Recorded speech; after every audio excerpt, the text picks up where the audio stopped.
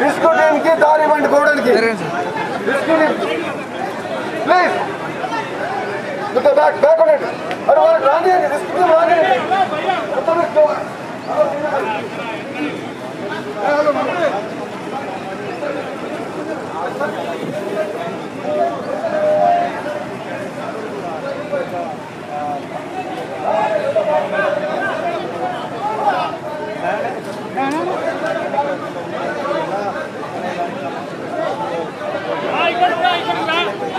అన్న జరిగే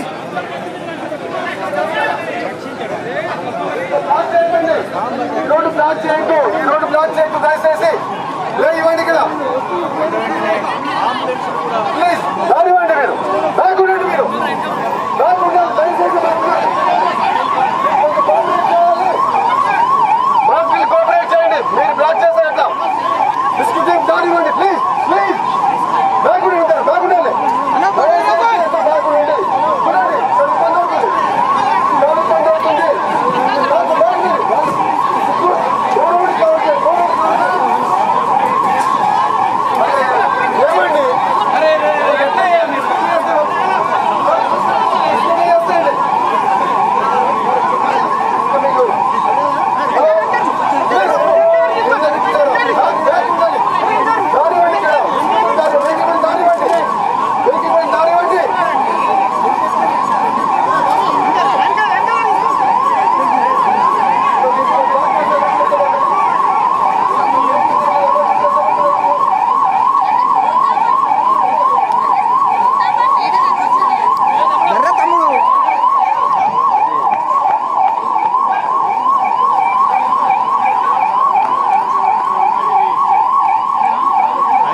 Hi bro, how are you? Jarge.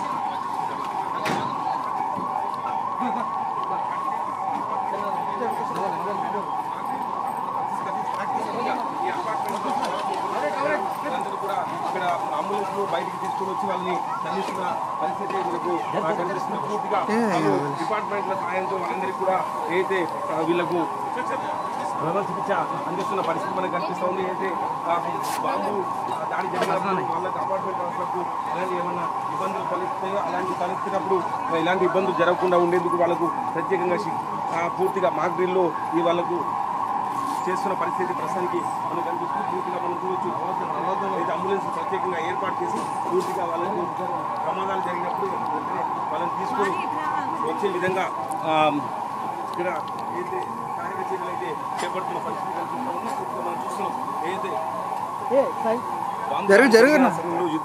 యుద్ధం జరిగినప్పుడు ఇలాంటి ఏమైనా ప్రమాదాలు ఏదైతే జరుగుతుందో అలాంటి ప్రమాదాలు జరిగినప్పుడు ఎలా అప్రమత్తంగా ఉండాలనే దానిపైన అందరికీ అవగాహన కల్పించే లక్ష్యంతో పూర్తిగా మాక్ డ్రిల్ అనేది కొనసాగుతున్న పరిస్థితి ప్రస్తుతానికి మనకు కనిపిస్తుంది. ప్రస్తుతం మనం విద్యుల్లో చూడవచ్చు.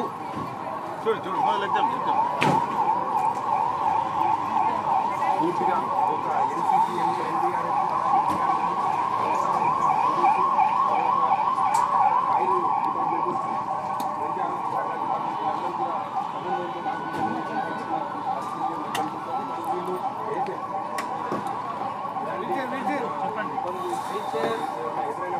అన్న ఒకళ్ళు తీసుకువెళ్ళండి అన్న వీడికి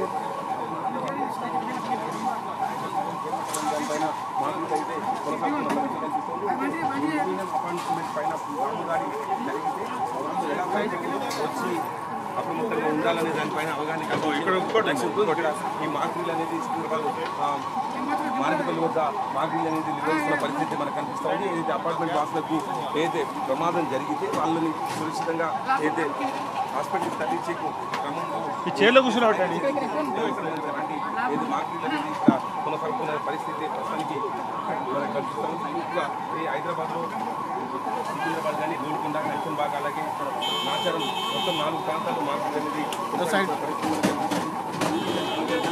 నిమిషాల పాటు సైరన్ నుంచి జరిగిన ఓకే సార్. మొత్తం మార్పులు అనేది కొనసాగించిన పరిస్థితి మనకు కనిపిస్తుంది. పూర్తిగా మనం చూసి అందరినీ అప్రమత్తం చేసి లక్ష్యంతో ప్రజలందరికీ అవగాహన కల్పించే లక్ష్యంతోనే దేశవ్యాప్తంగా మొత్తం మార్పులు అనేది కొనసాగిస్తున్న పరిస్థితి కనిపిస్తుంది. దూరంగా పూర్తిగా మార్పుల ద్వారా ప్రజలందరికీ అవగాహన పూర్తిగా కల్పించే లక్ష్యంలో యుద్ధం సంబంధించిన ఇలా అప్రమత్తంగా ఉండాలని దేశవ్యాప్తంగా అవగాహన కల్పించే పరిస్థితి కనిపిస్తుంది.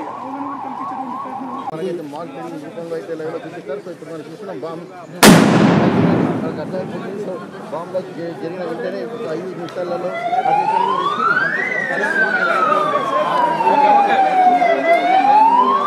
ప్రజలు అప్రమత్తం కావాలని ఈ సైరన్ సురక్షిత ప్రాంతాలకు ఉండాలి, ఇంట్లోనే ఉండాలి.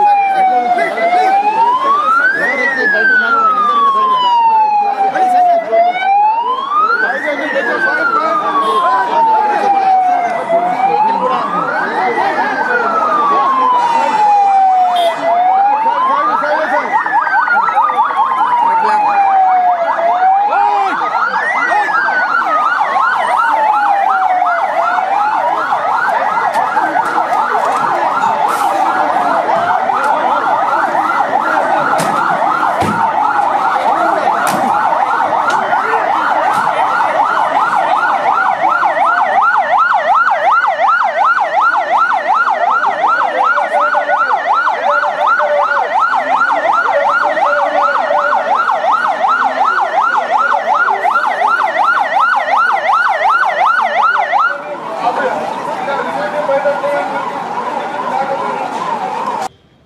Hello madam. హలో, నమస్తే అండి మేడం, మాక్ డ్రిల్ అనేది చేస్తున్నారు. సో మెయిన్గా చాలామందికి మాక్ డ్రిల్ అంటే ఏంటో తెలియదు, అవేర్నెస్ కూడా లేదు. అంటే 50 years బ్యాక్ మాక్ డ్రిల్ చేశారు. ఆఫ్టర్ లాంగ్ టైం మళ్ళీ మాక్ డ్రిల్ అనేది రావడం జరిగింది. దేశమంతటా కూడా మనకి ఏం జరుగుతుందో కూడా తెలుసు. సో మాక్ డ్రిల్ అంటే ఏంటి, అసలు ఏం చేస్తారు? ఓకే, ఇప్పుడు మనకి బార్డర్లో యుద్ధ వాతావరణం అనేది కమ్ముకొని ఉంది. ఎప్పుడైనా కూడా సివిలియన్ లివింగ్ ఏరియా మీద ఒక ఎయిర్ స్ట్రైక్ అనేది జరగచ్చు, లేదంటే ఒక బాంబ్ బ్లాస్ట్ అనేది జరగచ్చు. అలాంటిది అనుకోకుండా జరిగినప్పుడు, ఇప్పుడు ఒక టెర్రరిస్ట్ అటాక్ కూడా మనకి జరిగింది. అలా జరిగినప్పుడు సివిలియన్స్ అంటే those who are not trained under uniform service, అంటే ఎవరైతే యూనిఫామ్ సర్వీస్ అనేది వాళ్ళ లైఫ్లో లేదో, లేదంటే ఒక ఎన్సీసీ క్యాడెట్గా కూడా వాళ్ళ లైఫ్లో లేరు, అలాంటి వాళ్ళు సడన్గా వాళ్ళు ఎలా కాపాడుకుంటారు? సివిలియన్ పీపుల్ కోసం ఈ మాక్ డ్రిల్ అనేది police department and medical department and electrical department and NDRF national disaster management ఈ టీం అందరూ కలిసి మార్నింగ్ నుంచి ఒక డెమోగా ప్రాక్టీస్ చేయించారు ఈ గ్రౌండ్లో. ఈవినింగ్ దానికి సంబంధించిన రియల్ ప్రాక్టీస్ ఉంటుంది. దీని ద్వారా ఏంటంటే ఎప్పుడైనా మీకు ఇలాంటి రైడ్ అనేది మీ దాని మీద జరిగినప్పుడు, ఒక బాంబ్ బ్లాస్ట్ అయినా కానీ ఏదైనా జరిగినప్పుడు మీకు దగ్గరలో పోలీస్ డిపార్ట్మెంట్ అయితే ఉండదు. ఓకే, నెక్స్ట్ ఎలక్ట్రికల్ డిపార్ట్మెంట్ కూడా ఉండదు. ఎన్డీఆర్ఎఫ్ బృందం కూడా రావడానికి టైం పట్టచ్చు, ఒక 10 minutes పట్టచ్చు, 20 minutes పట్టచ్చు. ఎందుకంటే ఇప్పుడు నేషనల్ వైడ్ మనకి పబ్లిసిటీ జరిగింది, మీకు ఎప్పుడైనా జరగచ్చు రైడ్, అన్ని డిపార్ట్మెంట్లు మీకు హెల్ప్ చేస్తాయని. ఈ 10-20 minutesలో కూడా మిమ్మల్ని మీరు ఎలా ప్రొటెక్ట్ చేసుకుంటారు, మీ లైఫ్స్ అనేది ఒకవేళ అపార్ట్మెంట్స్లో ఉంటే కనుక సిస్టమేటిక్గా ఎలా బయటికి రావాలి అంటే తొక్కేసలాట జరగకుండా, కంగారు పడకుండా. నెక్స్ట్ వితిన్ 10 minutesలో ఈ పోలీస్ డిపార్ట్మెంట్ కానీ, ఎన్డీఆర్ఎఫ్ కానీ, మెడికల్ డిపార్ట్మెంట్కి ఎలా మిమ్మల్ని రీచ్ అవ్వబోతున్నాయి. ఎందుకంటే మేము కూడా మీకోసం ఎప్పుడు సిద్ధంగా ఉన్నామన్న కోఆర్డినేషన్ని కల్పించడం కోసం మార్నింగ్ నుంచి ఇక్కడ మేము ప్రాక్టీస్ చేస్తున్నాం. ఇదే జరుగుతుందండి. ఓకే, అంటే ఇప్పటి వరకు అంటే నార్మల్గా మార్నింగ్ ట్రయల్ చేశారు కదా, ఇప్పుడు మళ్ళీ చేస్తున్నారా? అంటే వీళ్ళందరూ స్టూడెంట్స్ అన్నమాట? వీళ్ళందరూ ఎన్సీసీ క్యాడెట్స్ అండి. అంటే ఇప్పుడు ఒక మాక్ డ్రిల్ అనే పబ్లిసిటీ ఇప్పుడు వాట్సాప్ ఉండడం మూలంగా, టెక్నాలజీ ఉండడం మూలంగా ఏదైనా ఒక సెంట్రల్లో అనుకున్నారు. వితిన్ ఫ్రాక్షన్ ఆఫ్ సెకండ్స్లో ప్రతి పర్సన్ చేతిలో ఉంటుంది. అంటే మీరు ఒక పాంప్లెట్ అంటించాల్సిన అవసరం లేదు, ఇంటింటికి వెళ్ళి చెప్పాల్సిన అవసరం లేకుండానే ఇది అంటే ఒక మాక్ డ్రిల్ అనేది జరుగుతుందని అందరికీ వచ్చేసింది. కాకపోతే ఆ డ్రిల్ అనేది సిస్టమేటిక్గా ఫాలో చేయాలి. అంటే ఇప్పుడు సిస్టమేటిక్గా ఎలా రావాలి బయటకి తొక్కిసలాట జరగకుండా. నెక్స్ట్ పోలీస్ డిపార్ట్మెంట్ కూడా మిమ్మల్ని 10 minutesలో రీచ్ అవుతుందంటే మీరు చాలా ధైర్యంగా ఉండొచ్చు, అవునా, భయపడిపోకుండా.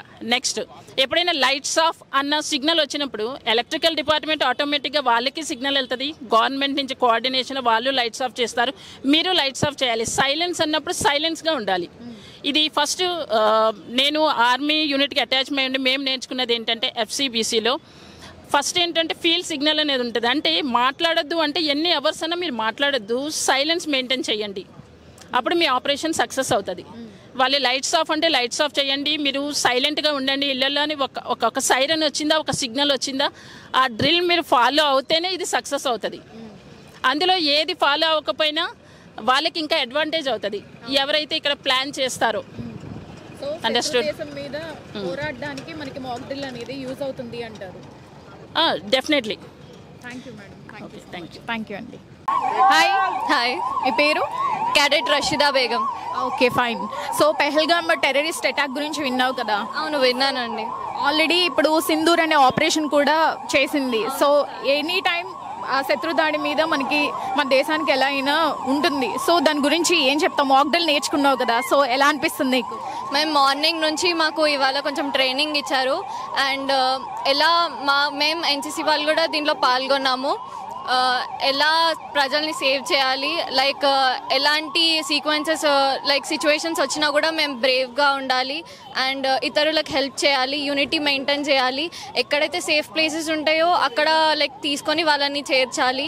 ఇంకా ఏమైనా అంబులెన్స్ కానీ 108కి కాల్ చేయడం కానీ, ఇఫ్ ఎనీ ఫైర్ కేసెస్ ఏమైనా ఉన్నా కానీ 101కి కాల్ చేసి లైక్ ఫైర్ కానీ ఏమైనా ఉంటే దాన్ని తగ్గించడం కానీ, ఇంకా వాళ్ళని తీసుకొని వెళ్ళి హాస్పిటల్లో కానీ ఎక్కడన్నా జాయిన్ చేయడం కానీ, లైక్ ఫ్యామిలీ ఏమైనా ఫుడ్ కానీ ఏమైనా ప్రాబ్లం ఉన్నా కూడా మేము వెళ్ళి వాళ్ళని సేవ్ చేయడం కానీ, ఇవన్నీ మాకు చెప్పారు కొన్ని సిచ్యువేషన్స్.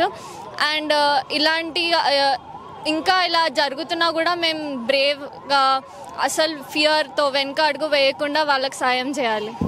సో నీకు ఎలా అనిపిస్తుంది అంటే లైక్ గర్ల్ వేయండి, లైక్ వీటిలోనూ అబ్బాయిలు అమ్మాయిలు ఇద్దరు ఒకేలా ఉంటారు. సో ఎలా అనిపిస్తుంది నీకు దీంట్లో అంటే పార్ట్ ఆఫ్ నువ్వు కూడా అవ్వడం ఎలా అనిపిస్తుంది? నాకు ఇంత చిన్న ఏజ్లో యాజ్ అ ఫీమేల్గా నాకు చాలా ప్రౌడ్గా ఫీల్ అవుతున్నాను. అండ్ యాజ్ అ ఎన్సీసీ క్యాడెట్గా నాకు చాలా ప్రౌడ్గా ఫీల్ అవుతున్నాను. అండ్ ఇక్కడ ఉన్న ప్రతి వాళ్ళు కూడా చాలా ప్రౌడ్గా ఫీల్ అవుతున్నారు. ఎందుకంటే మాకు ఇంత చిన్న ఏజ్లో, మాకు ఏం తెలియని ఏజ్లో కూడా మేము ఎన్సీసీలో ఉండి కూడా మేము వాళ్ళకి హెల్ప్ చేయాల్సి అంటే ఆ ఛాన్స్ మాకు ఇవ్వడం, ఆ సిచ్యువేషన్స్ కూడా ఆ ఛాన్స్ ఇవ్వడం కూడా మాకు చాలా లక్కీ. ఏంటంటే మేము ఇంతమందికి హెల్ప్ చేస్తున్నాము అండ్ ఇంతమందిని సేవ్ చేస్తున్నాము. అండ్ అదొక మా ఆపర్చునిటీగా మేము ఫీల్ అవుతున్నాము. బెస్ట్ ఆపర్చునిటీగా, చాలా బెస్ట్ ఆపర్చునిటీగా చాలా ప్రౌడ్గా ఫీల్ అవుతున్నాం. Thank you so much ma'am. Thank you ma'am.